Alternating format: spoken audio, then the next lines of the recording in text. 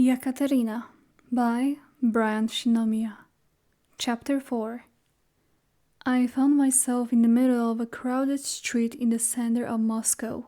Men and women cried around a group of former palace guards. Suddenly, a massive shadow was cast over me. Slowly, I turned and found myself looking up at the Tsar. There was no mistaking the 6 rows of lacing across the chest of his trench coat and his crown.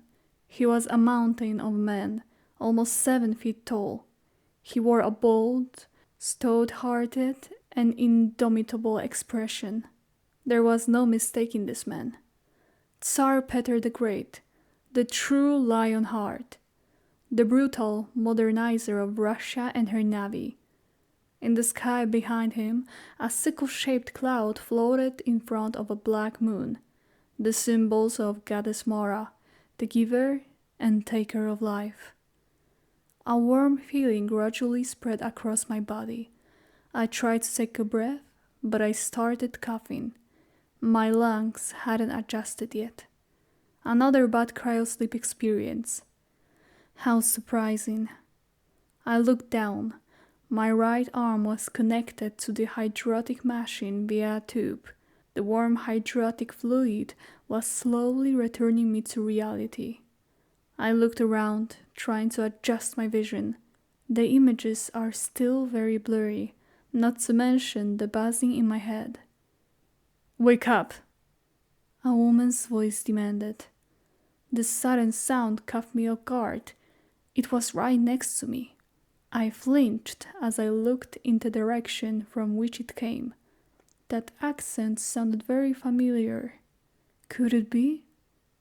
Alex? I mumbled in confusion. My tongue was still trying to fight its own battle against me, making it hard to speak. "Hey, Sleeping Beauty, time to wake up." I felt the woman's deathly cold hand curiously explore my chin, turning my face left and right, checking for any abnormalities, I suppose. Alex, is that you?" I tried again. "No, it's Santa Claus. I even brought a gift for you," she snickered, lightly slapping me. "Get your ass up now. Commander Yekaterina Kutuzova, your crew is being awoken. Please remain calm. If you feel any distress or nausea after the 20-minute period has passed, please report to the medical facility immediately." "You heard the boss. Get up. This isn't your first cryosleep experience. You should be used to it by now." I looked up at her. Her spectral form did not surprise me. It'd been far too long like this. I have to call Toya. I have to talk to I attempted to get up. My legs felt like jello. Even standing was hard to pull off. "Beep, beep, beep," the hydrotic machine proclaimed as I stared at it through blurry eyes. The screen read, "Wake up, sequence finished. Please disconnect the hydrotic tubes." I rolled my eyes as I pulled the tube out of my arm. My body still felt awful and weak. My aggravated head did not appreciate the warm welcome of machines beeping. I was so displeased by it. I felt like I could vomit at any given moment. "Kirito, I have to find him." The entire experience was beyond uncomfortable. "He's dead," Alex said as she appeared right in front of me. I was still hunched over the machine, trying to gather some strength. "What do you mean he's dead?" "Now it's not the time for your bullshit, Alex. The Earth is gone, and him along with it." The Earth is gone? Alright, now I'm sure you're just spewing bullshit. If you don't believe me, just take a look at this." She moved to the display module. "Aurora, play the last satellite footage," Alex said in my voice. "Initiating video reply. Please stand by, Commander." The ship's computer replied. "What the?" I mumbled in confusion as I locked eyes on the bright screen. After a few seconds of wait time, a video began to play. My eyes grew wider the more I looked. Is this reality? Am I still in a dream? This can't be true. It's too far-fetched. Right? Before me on the screen, Earth was in shambles, flame and destruction as far as the eye could see. A ringed world was colliding with it, bringing nothing but annihilation. "This can't be real! Stop this, now!" I screamed. "Are you positive that you want to stop the video transmission, Commander?" the ship asked. "Yes, please stop it!" The video cut abruptly, just before the final moment of heroic destruction, before Earth was reduced to dust particles. This, it can't be real. I refuse to believe this. It's just a dream, a bad, horrible... I fell to my knees as I felt my eyes tear up. A bad coughing fit followed. I was struggling to breathe. My eyes couldn't bear any more. I felt warm tears roll down my face. Watched tear after tear hit the cold metal floor. "Commander, your heart rate is critical. Please visit the medical facility. Do you wish for me to call the needed staff to escort you? In the case of no response in the next 20 seconds, I will initiate the emergency protocol." 20, 19, 18... "Oh, for the love of God, computer, I am fine!" I shouted. My voice, so weak, so frail. Was this really who I was? This hunk of torment and tears? "It's gonna get worse, so get used to it. Let out all the tears you have. We must get going soon," Alex said sharply. I felt her hands wrap around my face. She was leaning on my back, making this horrible experience even worse. "If you were still alive, I'd snap your fingers one by one just so I could hear you beg for mercy, you self-centered bitch!" I coughed and gasped. "Well, that is just too bad. You already killed me. The clothes are in the corner. Don't take so long. I am sure the rest of your crew is eagerly awaiting your return. That is, if any of them are left alive. How about you go out, report to me once you do so." I tried to punch her, but she was already gone. My body felt heavy. I could barely move. Every step I took felt like torture. I struggled to drag myself to the corner where my clothes were. I quickly put them on and made my way to the door of my cryo chamber. The sensor spotted my movement, opening up the heavy door. I made my way down the hallway, where I noticed 2 armed soldiers at the intersection. They were guarding something. I was trying to figure out what was going on, when suddenly Alex appeared inches away from me, staring at me with her cold, dead eyes. I jumped in fear. I almost fell, barely managing to keep my stance. I fell against the wall behind the exposed ductwork as she took on my appearance. "Commander," one of the soldiers called. Alex looked at the soldier. "Come with us," the soldier said. Alex walked towards them and I heard them walk down the hall. I listened as their footsteps faded. I had to get to the bridge somehow. My life, my future husband, my everything was gone. Still no excuse to ever stop moving forward. The soldiers guarding the intersection soon moved away, escorting Alex on the way out. I made my way down the hall, moving as fast as I could. Out of nowhere, a hand appeared right over my mouth. I tried to scream and fight back, but no avail. "Mama Yekaterina, it's all right. Calm down," the voice whispered. "Abbas, is that you?" "Yes." I struggled against his grip. "We are going to take you to the after bridge," he said as he began dragging me. Sasha and the Bolsheviks took the primary bridge. I bit his hand in an attempt to shake him off. For a second he let go, inspecting his hand as I tried to make my escape. It didn't take long before he had a hold of me again. My struggle was pointless, so I decided to just play along. "What?" I demanded an answer. After all, I deserved, at least. "I know you're not a communist. You embody the freed Russia for the rest of us." I was led to the after bridge by my former comrade, Abbas, 3 Spetsnaz, and 2 United States Army men. I kept glancing sidelong at the one walking next to me. "What are you looking at, cowboy?" I snickered at him when he looked at me. "You look familiar," he said as he inspected me. I could swear I saw you on one of those mail-order bridge websites.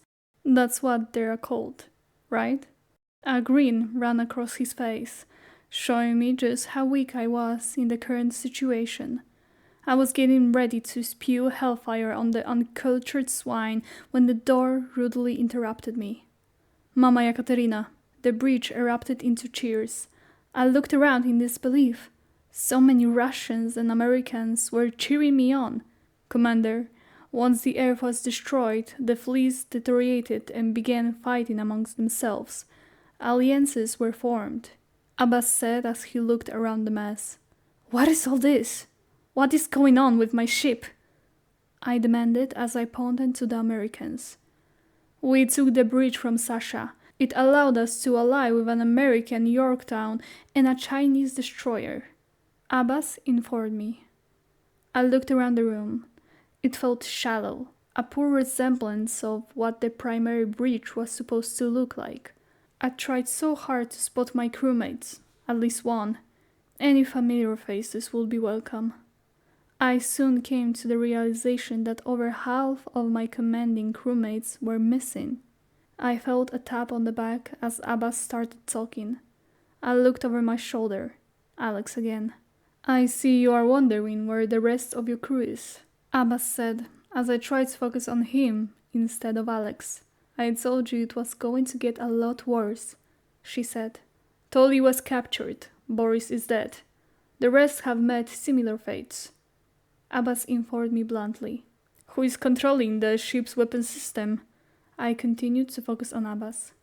What's the matter, sweetheart? Am I distracting you? Alex mocked me. We do for now, Abbas replied. Bolsheviks! They're making their way down the hall! An American yelled from the surveillance station, alerting us to the enemy's presence. The soldiers took cover behind the console seconds before the door exploded and gunfire erupted. Say, Mama Yekaterina! I heard someone yell as I took cover. This looks pretty messy. Careful, don't get shot. Dying hurts. Alex was still here, making matters even worse. Get the captain, dead or alive! Someone yelled. Lasers zapped through the room as the men yelled and cursed, trying their best to fight back. I tried to make my escape through the hatch on the floor, but before I could do so, someone grabbed me by the hair. I got her! Man yelled as he pulled me out of the room and down the hall. He threw me roughly to the floor. The cold metal wasn't a pleasant host. My already aching head got even worse. Far worse. I heard another person greet the cold floor before a man shouted, Cut them! Take her to Sasha! He's in hangar bay 1. I was rushed through the halls of the ship, quickly reaching the hangar bay. Sasha was standing tall and mighty in his officer uniform. Premier Sasha, we have the former commander. The short soldier barked. Sasha turned towards us. He raised his eyebrows as he looked at me, making sure to show me how little I meant to him. Premier Sasha, that little prick. I looked across the hangar. There were prisoners, tied up and lying against some large crates. Yekaterina, Sasha sighed as he motioned for a soldier to join us. Order your little rat to surrender. I felt the cuffs being removed as he handed me the comm mic. The soldier that was captured with me grabbed and screamed into it before I even got a chance to say anything. Fight for Mama Yekaterina! Sasha drew his pistol and, without any hesitation, shot her in the head. Her corpse fell next to me, blood gushing out of the wound. He pointed his gun at me. Take the mic. He motioned for me to take the mic and obliged to his command. Go to hell, I snorted. I won't shoot you, I promise, he said smiling. Move, he said as I shoved and forced to a long-range scupped ship. I'll let you perish in space. He motioned for me to be pushed into the unknown vessel. I turned to the two soldiers that were behind me. My eyes must have looked horrible to make them speak out. Mama Yekaterina, the cryotube still works, they confirmed before leaving. The ship's door shut soon after. I heard the catapult being prepared to eject the ship. Get ready, Alex barked, as I was thrown back by the catapult firing the ship. The ship was pressurized and had its own artificial gravity. I ran to the pilot's chair. I stood on it to look out of the cupola, looking to the rear of the Aurora. Below it was a massive ship. A Yorktown, how fancy. Alex wouldn't shut up. The ship was 3 times the size of the Aurora. I kicked the throttle forward. The ships grew smaller and smaller. "What are you going to do?" Alex asked. "What else can I do, smartass?" I said, looking at the cryotuber. I approached it. "These two soldiers weren't lying," she snapped. I undressed and got in, closing the lid as soon as I was settled. Alex looked at me in confusion. Honestly, I had no idea what I was going to do. It seemed like only seconds before the lid on my cryotube opened. "Get up," Alex demanded. "Close the lid," I groaned. "If you don't get your ass up, I'll make sure to make your life a living hell, even more than it is now," Alex snapped at me. "Can you not run your mouth for a second? I'm pretty sure that you can't make it any worse than it is." I sat up and raged. All I wanted to do was vanish. Alex pointed to the windshield. I looked over. "What is that?" "A ship." I looked at Alex. "No shit, it's a ship." "Then why'd you ask, Miss Know-It-All?" "For your information, it's a science ship." She scoffed. I picked up the microphone and began switching channels. One of these had to work. Come on. It was mostly static, channel after channel. Absolutely nothing. "Unknown ship, come in." More static, more nothing. "Work, damn it!" I slammed the voice panel. "Someone's angry. What's the matter?" Alex snickered. I was losing it. I'd had enough of this torture. "This is the so-called unknown ship. How may we help?" Amen replied after a few seconds. "This is Commander Kutuzova of the Russian fleet, requesting permission to board." After a few seconds, he replied, "Well, with how unstable you sound, we might need more time to come up with a final decision." I heard muffled laughter on the other side of the comms. My head fell into my hands. I could feel my blood beginning to boil. I took a deep breath, crackled my knuckles, and tried to start anew. Sadly, I was interrupted by Alex, answering the comms instead of me. "Please be fast with your decision. I'm really scared. I don't want to die all alone in this cursed ship," she pleaded. "How's that for persuasion, Sleeping Beauty?" Alex started laughing. Her wheezing voice filled the room. "Great. Simply fantastic," I grumbled. "Sheesh. Well, if that's the case, I guess we can let you on," he replied. "We wouldn't want another person to be a victim of hostile space. The question is tough. How are you going to get to us?" His voice was charismatic. I looked around the ship. There had to be something useful that could help in this situation. Perhaps a hatch. Upon further inspection, I realized that the ship had a hatch on top of it. I could use that to get inside. "I see that your ship has a hatch. Can I use that?" I asked. He laughed. "If you're willing to risk your life, sure." I ignored his sarcasm and rushed to get a jumpsuit. Once I had my gear on, I was ready to embark on my dangerous journey. "God, this is a terrible idea," I sighed as I was waiting for the ship to depart. The door to the outside soon opened. The vast space came into view. I knew that if I had made one slip up, I was as good as dead. "Be sure to not get hurt. Too much." I leaped my way to the unknown vessel. I took a greater look at the ship, which appeared to have another ship on top of it. It was a much smaller, old-looking craft. I was on the course towards the top of the hull, but I miscalculated my movements. I hit the rough metal of the ship. The heat punched all the air out of my exhausted body. "Ouch! That had to hurt," Alex's voice replied in my head. Even in space, she was present. Lucky me. I looked around, searching for the lever to open the hatch. It took me a few seconds before I pulled it and the hatch opened.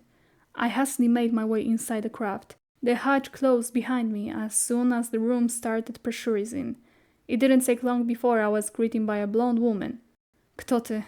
She asked who I was in Russian. I cleared my throat. "I am Yekaterina Kutuzova. Thank you for letting me aboard your ship." She demanded to know what happened as her crewmates gathered around. Her crew consisted of 2 American men, a Spanish man, and an Asian woman. The Russian woman took my bag and searched it. She removed my cap and looked at the pictures. She took the picture of the Polish soldier and showed it to her crewmates. "Zaita," the Asian woman said. I found out that the Russian woman's name was Zana. The Asian woman's name was Mia. The 2 Americans were Jack, who was from South California, and Adam, who was from New York. Jack led me to the crew quarters. "How do you know Zaita?" he asked. "He's my grandfather," I replied as we reached a room. "You're making friends! Good job!" Alex appeared again. That's not possible. The crew members were picked because we don't have families. This was his room, Jack said as he led me further inside. I looked around. The room looked as if it had been empty for ages. Can you tell me about him? I asked. I didn't know him too well. He worked as a security guard on the ship. The person to ask is Mia. She was close to him, he said as he left. I sat on the floor and took Zaita's picture of my hat.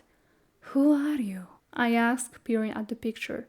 I could sense that Alex was in the room with me. She was standing in the corner, trying to appear as ominous as she could.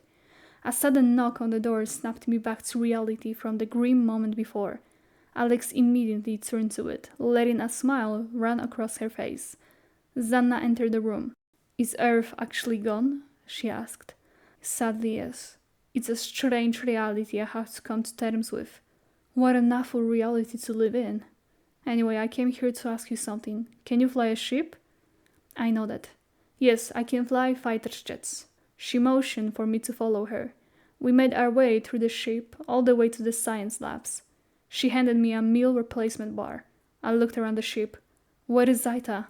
I finally asked. Zanna stopped and thought for a moment before explaining that he was not on the ship. What? How is that even possible? I asked. Our observation deck was ripped from the ship during an electricom storm. Zaita was on the deck, she said. Zaita is dead? My voice trembled. We received a distress signal from a lifeboat. You are going to be my co-pilot, Zanna said. I was led to the bridge. I was stunned as soon as the door snapped open. This ship is a relic.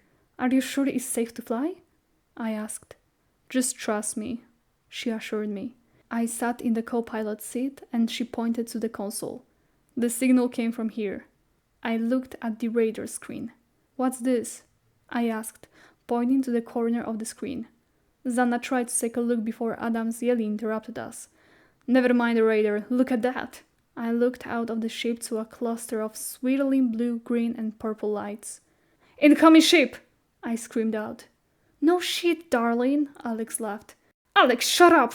No one seemed to notice my little comment. No one asked about Alex. Everybody was focused on the massive vessel that was approaching us. The radio crackled to life.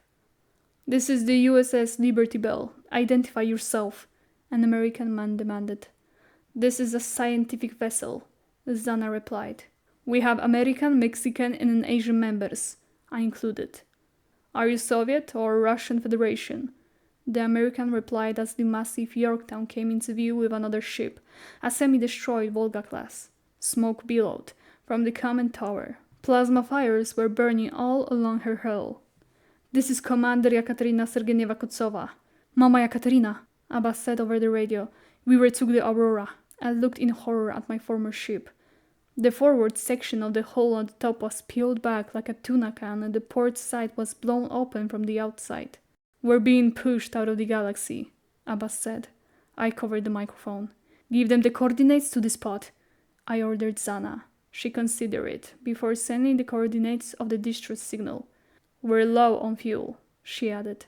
Get close to us and we pull you along in warp, the American ordered us.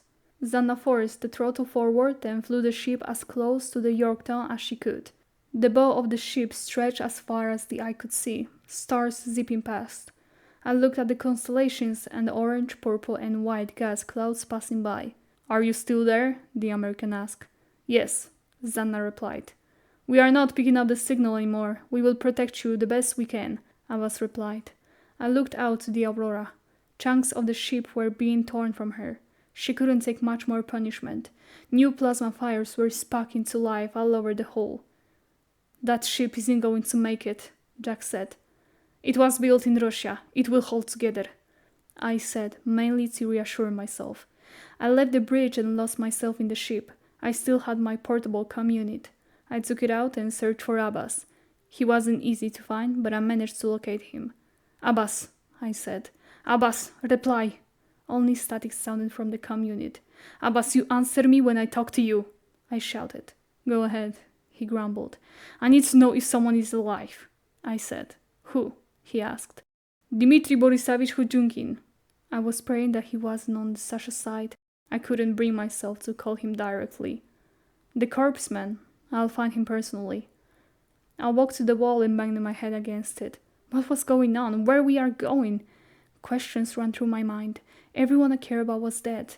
Anna, Kaito, Dimitri, and my grandfather, Zaita. I felt an ice-cold hand on my shoulder. You still have me, Alex said. You are Peter the Great. I spun around. He was a great leader. I'm just a poodle pirate, I stuttered. So, that's it then? You're just going to give up? Alex snapped. I walked out of the room. When I passed the window, I caught a glimpse of the Aurora. It was battered, maimed, near demolished, but still defiant in the face of death and boldly moving forward. I put a hand on the glass. My crew was what was left of the heart and soul of Mother Russia. Alex was there, and a force to be reckoned with. Don't turn away from your duty, she snapped. Lead your crew. You owe it to them. I stepped through her. They deserve better, I said. They protected you. They railed around you. There is no Mother Russia, but there is no Mother Yekaterina. I stopped and looked back through her to the Aurora. The trip was estimated to take a month, and I didn't know what to do. I was growing more and more tempted to strangle Adam with every passing minute. I found out that I could wear my clothes in the cryotube, and found my way to the cryo chamber. I was standing in front of Zaita's cryotube when Abbas came through. Commander? I fumbled and nearly dropped my comm unit upon hearing his voice. Go ahead, I replied. Dimitri is alive. He's tending to our wounded soldiers. What are your orders? He asked. I took a deep breath. Keep the crew in line, I said, my voice stern. Prepare your best soldiers for a search and rescue operation immediately. I smiled at the news that Dimitri was alive, and hoped Zaita would be too, as I climbed into his cryotube. I was still confused as to how exactly I was related to him, but finally, after decades, I felt close to my family. I took an air mask and put it on as the lid closed. I found myself lost in a frozen field. Air as cold as death greeted me in the forsaken landscape, its curious fingers exploring my soft skin, carefully caressing it in order to not scare away the only living being to ever step foot onto the cursed soil. I looked up in terror. The purple sky and the black moon daunted me. The moon, as dark as night, in the purple abyss of a sky. The sight was strangely beautiful. The vast emptiness of the sky was far too inviting for me to look away. I wanted to get lost in it, to never stop basking in its mesmerizing glory. The more I looked, the more I felt a paralyzing fear and paranoia forcefully claw their ways inside of me, making sure to thoughtfully explore every inch of my being. These emotions did their best to find a resting spot and make themselves at home. If that sight alone wasn't terror-including enough, the lack of sound was right there to help the situation out. No sound could be heard, as if everything but the wind was laid to rest for eons and eons to come. Hello? I yelled in confusion. The only answer I got was my attempt of making empty contact, getting carried away in the wind. With every breath taken, my breath got more rapid, trying its hardest to banish the uninvited visitors, paranoia, and fear. I looked around the vast, empty field, looking for any sign of life. My gaze fell upon Alex. With ragged movements, she hastily moved towards me. I couldn't help but notice a sickle in her hand. I could hear my heartbeat go wild. That crooked entity was doing her best to get to me. I tried to move away, but to no avail. My whole body fell victim to our paralyzing fear. You are dead. You cannot harm me. I slittered out as Alex was a few steps away from me. You are not shirking your duty, she said. Her voice was bone-chilling, as quiet as a whisper, completely distorted. What's the matter, dear? Aren't you supposed to be fearless? Look at you, paralyzed in fear, like a lost little puppy. She mocked me as she brought her sickle right under my neck. The feeling of cold steel pressed against my neck sent out a shiver down my body. You are not real! I screamed at her. I had to snap myself out of my paralysis. She put more pressure onto the sickle. One wrong move and my neck would be slit open. Her gaze locked on mine, as a grin formed on her spectral face. Wheezing noises came out. You talk so much for someone who's at death's door. Out of nowhere, her body began to twitch and shake. Her inhuman snaps and twitches were terrifying. I could hear the clicking and snapping of joints as they were getting settled in. Her eyes turned milky white, but not once did she break eye contact. She wanted me to experience this, to not miss out on a single detail of her demonic transformations. Your attempts at scaring me won't work, Alex! I struggled against the urge to fall to my knees. My attempts? You surely have some guts to mock me in such a state, Alex growled at me. Foolish Duchess! You have no idea what terror awaits you. Suddenly, with demonic strength, she pushed me back and I fell onto the frozen ground. I will bless you with my true form, Alex whispered before she let out an ear-numbing screech. A mix of screeching and wheezing filled the field. She started clawing at her face, letting her sickle fall to the ground as both of her hands did their best to remove any ounce of her spectral flesh. What is going on? I squealed, unable to move or attempt to run away. I was shaking like a twig. I covered my ears in an attempt to weaken the bone-chilling screeching, to no avail. My hands were as helpless as my legs were. I hunched into a ball, closing my eyes, covering in fear, praying that the agony would soon come to an end. The screeching continued some more, before abruptly stopping. I couldn't tell how much time had passed. It felt like an eternity. I couldn't dare to look and make sure that was the case. I just sat there, shaking, hoping that all of this was a horrible dream. Out of nowhere, I felt a cold breeze on my neck, as if someone was breathing right on it. Stop torturing me, you wretched thing! I screamed as I hastily turned around to face my fears. To my surprise, there was nothing there. I let out a loud sigh of relief. Tap, tap. The sound of something lightly tapping on metal was near me. I slowly turned back. You think that I will let you be? Just like that? Silly Duchess, the creature hissed. Right before me was a creature so horrid, it made me question if such monstrosities existed outside of nightmares. She was above me, looking down at me, letting me bask in her final horrific form. Her tongue, now as long as her arm, slithered around with every word she spoke. What was once a pretty face was now a husk of dried-up flesh, bony cheeks falling into themselves, jaw detached, dangling around as if it was on a sting, and milky white eyes piercing my petrified soul. She was tapping a finger on her cycle. She moved her cycle right above my heart as she stepped one foot onto my stomach. The sound of joints cracking was still there, following her every move like a personal orchestra from hell. Listen to these words very carefully, Duchess, for I will not repeat them. Follow in Peter's footsteps or follow the winter's path. Choose your position before it's all too late. Her voice got lost in the wind. It took me some time to realize what she meant. Mara? Is that you? The Slavic goddess of death, winter and night? I mumbled out as I looked up at her. She let a loud, bestial growl before hitting me in the head with the end of the cycle. Darkness took over, stealing me away from the horrific wasteland and its queen Mara. I awoke suddenly in my tube, where Zana and Alex were looking down on me. Your boyfriend has been calling every 5 minutes, Zana said as she walked away. Poor thing, you looked like you had a nightmare, Alex sighed. Get away from me, I replied as I got out of the tube, trying to keep my distance. She looked confused. Don't you want to know what your Cherokee grandmother is like? I just glared at her. I spent a few days with her and 2 weeks watching your noble boyfriend, Dmitri. I ignored her response. How long was I out? I asked. A little over 2 weeks. Who the hell is this? I backed away from her. Yekaterina, Dmitri said over the comm.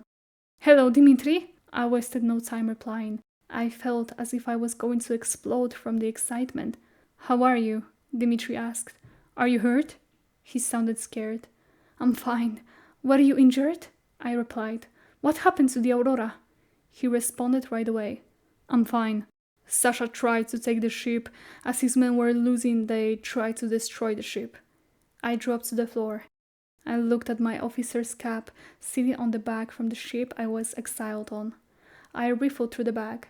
Other than the massive Russian Federation flag, an empty flask and a double-headed eagle badge for an officer cap were in it. I removed the Soviet naval badge from my hat and threw it away, replacing it with an eagle. I picked up my comm unit. "Dimitri," I said. "Yes, I'm still here with you." My words were caught in my throat and the butterflies went wild in my stomach. "Please, just talk to me." I had no idea what to do, what to think, or what to say. "Are we going to another planet?" he asked. "Yes," was all I could say. There was a brief pause. "I love you, Katyushka," he said, calling me by another affectionate name. "Be mine. Run away with me." I paused at his sudden burst of affection. "Dimochka, I will be yours, but I can't run away," I responded. "I have to lead what is left of Russia." I began to tremble. What am I saying? I fell in love with Kaito and now he's gone. The goddess Mara was stalking me like a Siberian tiger stalks its prey. I have to keep her away from Dmitri. The question was how, because she was a goddess and goddesses were capable of anything. I looked around the room for her. "Katyushka, I have to go. My shift is beginning in the infirmary," he said. "I love you," was all I could say. I spent the week too terrified to sleep or deal with Alex or Mara or whoever she was. I spent every minute talking with Dmitri. I was walking down the hall when I passed the window. I stopped and looked at the Aurora. "So close," I said softly. "I told you he would have been a better choice." I jumped upon hearing the ghost. "Who the hell are you?" I snapped. "I am the ghost of the American you killed," she said, trying to mask her anger. "Mara, the goddess of death and night," I hissed. Mara was my nickname. Mara was my grandmother. I glared at her. She was a Slav. "Mara Berger. My family is French, not related to commies." I gritted my teeth. "What's that supposed to mean?" "My people are used to sitting in well-lit restaurants eating." "Snails," I interrupted. "My people are used to sitting in well-lit restaurants eating snails, not dimly lit rooms eating shoe soup." I turned away. "Stay away from Dmitri," I ordered. "I don't need the goddess of death shadowing my husband." I looked back to the Aurora before looking to the crew of the ship. I have to get off this ship and into Dimitri's arms. The rest of the journey passed uneventfully. I saw little of Alex and, fortunately, Mara did not haunt me in my dreams. Dimitri spent all of his free time talking to me. Our relationship moved fast. We quickly began planning our wedding, the number of children we would have, and what their names would be. My heart skipped wildly once a new world came into view. Lush green bases of land, pretty white caps at the north and south poles, with massive rings surrounded the entire world. "There, that island," Jack said, pointing to it. "That's where the signal came from." The radio crackled to life. "We've got trouble, Yorktown incoming," an American shouted. "Yekaterina, we will hold them off as long as we can. Get your crew to the planet. Good luck," Abbas said. Wasting no time, Zana forced everyone to the smaller ship on top.